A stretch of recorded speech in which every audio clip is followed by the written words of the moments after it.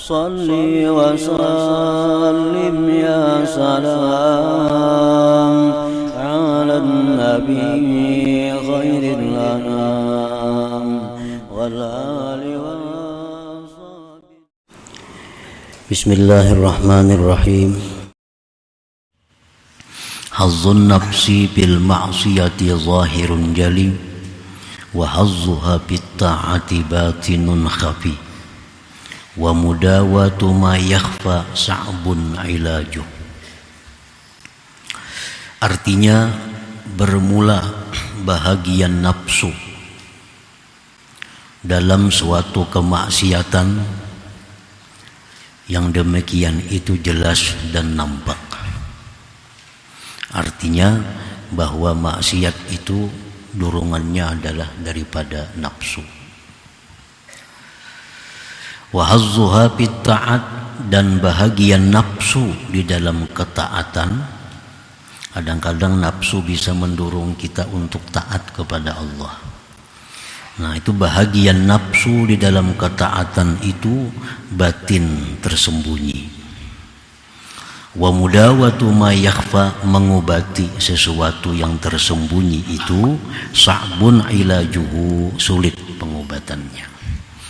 Nah, para muhibbin rahimakumullah, artinya nafsu kita ini biasanya itu mendorong kita untuk suatu kemaksiatan, karena di situ ada kesenangannya.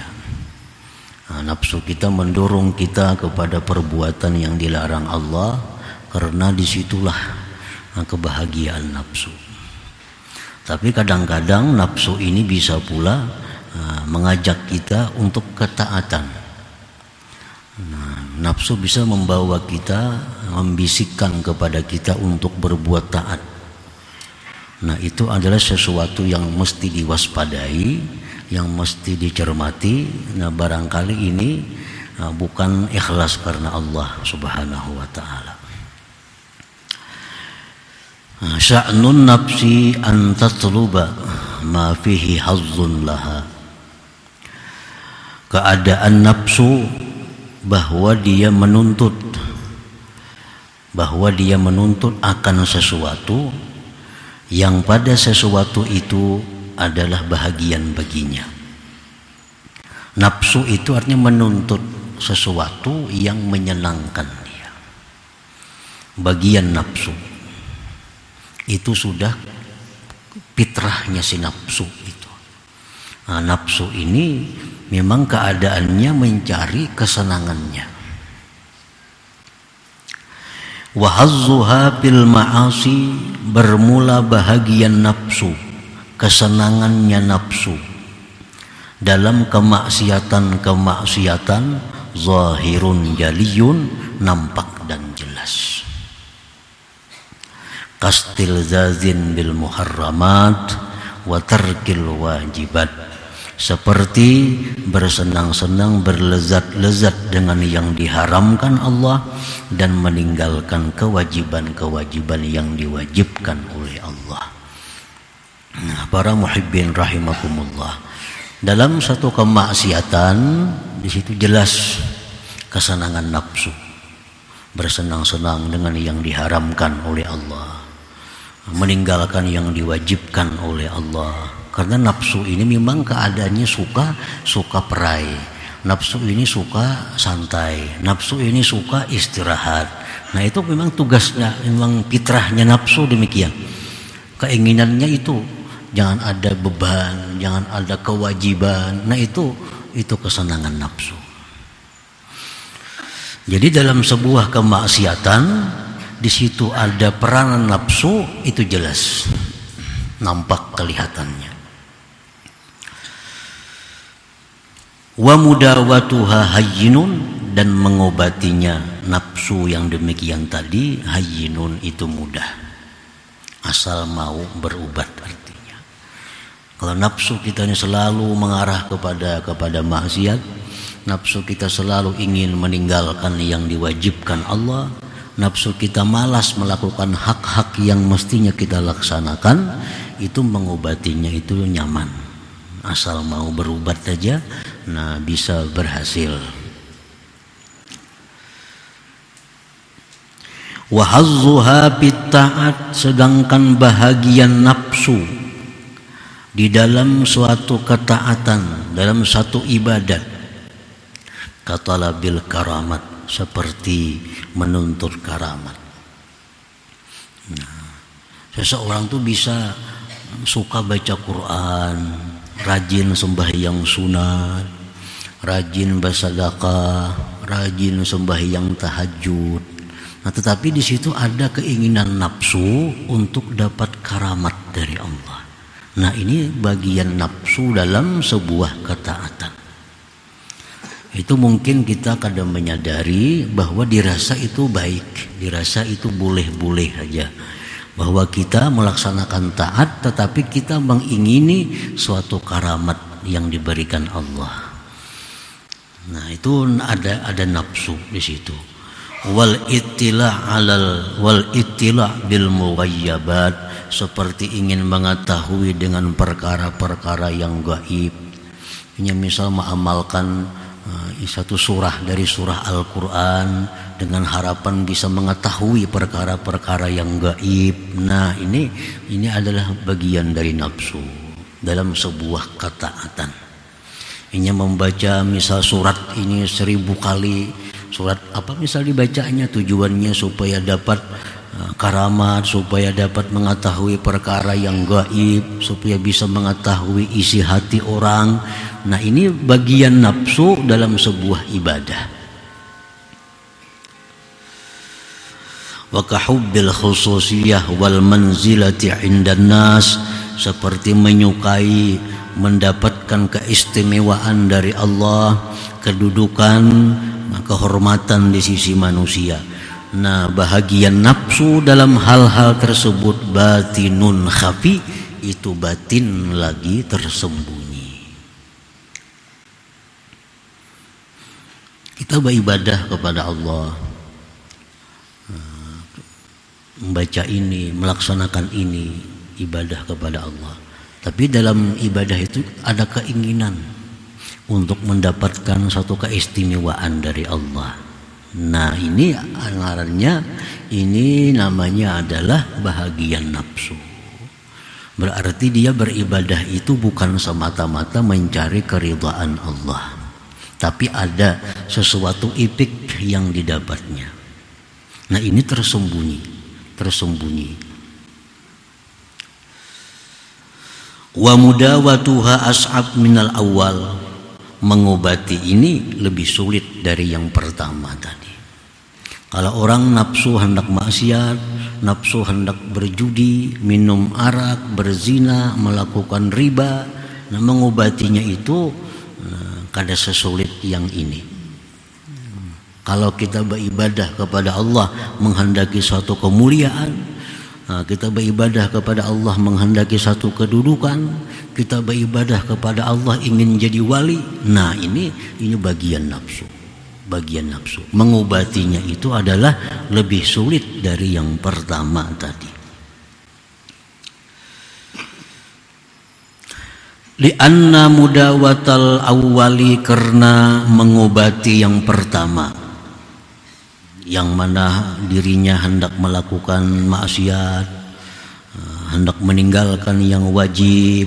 Nah, mengobati itu mungkin bil uzlah, dengan uzlah. Nah, ini nafsunya ini mendorong inya minum arak, mendorong inya berzina, mendorong inya berkata-kata yang kada bagus, mendorong inya untuk hal-hal yang negatif. Nah, ini mengobatinya bisa dengan cara uzlah.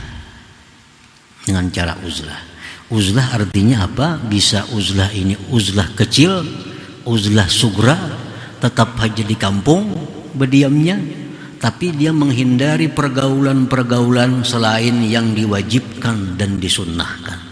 Paling sembahyang Jumat ke masjid boleh habis, kada turun lagi ke tanah. Sembahyang zuhur ke masjid habis zuhur boleh. Sembahyang asar ke masjid habis asar boleh. Nah, ada singgah di warung bepandiran kada ada. Nah, ini mengobatinya mudah. Dengan uzlah, nah bisa terhindar dia dari kemaksiatan tadi. wal firar min mawatil asrar, dan lari daripada tempat-tempat orang jahat. Nah, dulunya misal kita suka melakukan maksiat karena kita suka berkumpul di tempat-tempat orang jahat. Nah, imbah ampih ke sana jangan lagi. Sudah berhenti kita melakukan kemaksiatan tadi. Wa bi suhbatil akhyar, dengan berkawan orang-orang yang baik. Dulunya kita suka melakukan maksiat karena kawan-kawan kita ini ketujuh maksiat. Kita ketujuh menggunjing, menggibah orang karena kawan kita ahli gunjing. Itu mengobatinya nyaman. Jangan dikawani lagi ini tuh. Jangan dikawani lagi. Ganti kawan dengan akhyar. Ganti kawan dengan yang baik, yang suka berzikir, yang suka bersalawat, suka memberikan nasihat. Ganti kawan dengan itu. Otomatis kita akan jadi baik. Man sahibal akhyar sara minal akhyar wa in kana minal asrar. Itu perkataan ulama. Man sahibal akhyar, siapa yang bakawan orang baik, sara minal akhyar, dia akan jadi baik. Wa in kana minal asrar, sekalipun dia orang jahat. Sekalipun dia orang jahat, karena selalu bakawan orang baik, dia akan jadi orang baik. Wa bi kasrati ta'at wal azkar, nafsu yang suka maksiat itu bisa diobati dengan banyak berbuat taat dan zikir-zikir. Wa sama'il ayat wal akhbar, mendengari ayat-ayat Quran dan hadis-hadis Rasulullah sallallahu alaihi wasallam. Walhasil mengobati nafsu yang suka dalam suatu kemaksiatan itu kada terlalu sulit asal mau mengobatinya, asal hakun berubat. Bi khilafis sani, bersalahan yang kedua. Bersalahan yang kedua ini sulit mengobatinya. Ini kada mampan dengan dibawa uzlah, bisa babangat. Dibawa banyak berzikir, bawa banyak berselawat, bisa bertambah sakit. Karena ini orang nafsunya itu ingin punya karamat dengan taatnya itu. Nah, ini orang ingin punya keistimewaan. Ini orang dengan ibadatnya mengingini bahwa dia tahu rahasia-rahasia yang akan terjadi. Nah, ini beribadah, berbuat taat, tapi ada bahagian nafsu di situ. Nah, mengobati ini kada bisa dengan uzlah, kada bisa dengan banyak berzikir. Karena makin banyak berzikir, ini makin sangat mengharapkan dapat karamat. Makin banyak bersalawat, makin mengharapkan banyak dapat keistimewaan dari Allah. Nah, ini makin menunjul nafsunya. Nah, bi khilafis sani, yang kedua ini berat pengobatannya. Pala yudawihi, maka tidak bisa mengobati akan yang kedua ini illa syaikhun, kecuali guru, mursyidun yang membimbing kepadanya. Nah, kecuali ini guru khusus, maka yang mengobati ini dokter spesialis maka ini. Jadi orang semacam ini jangan hendak mengulah amalan sendiri, jangan hendak mengulah pekerjaan sendiri, harus di bawah bimbingan seorang guru yang membimbing dia. Illa pala yudawihi, tidak bisa mengobati akan dia illa kecuali syaikhun, seorang guru, waliyun yang wali, mursyidun yang membimbing dia. Nah, karena bila gurunya memberinya amalia-amalia, dan inya kada tahu apa-apa faidahnya, maka inya akan mengamalkan itu semata-mata karena Allah, semata-mata karena mengharapkan keridaan daripada Allah. Inya kada tahu.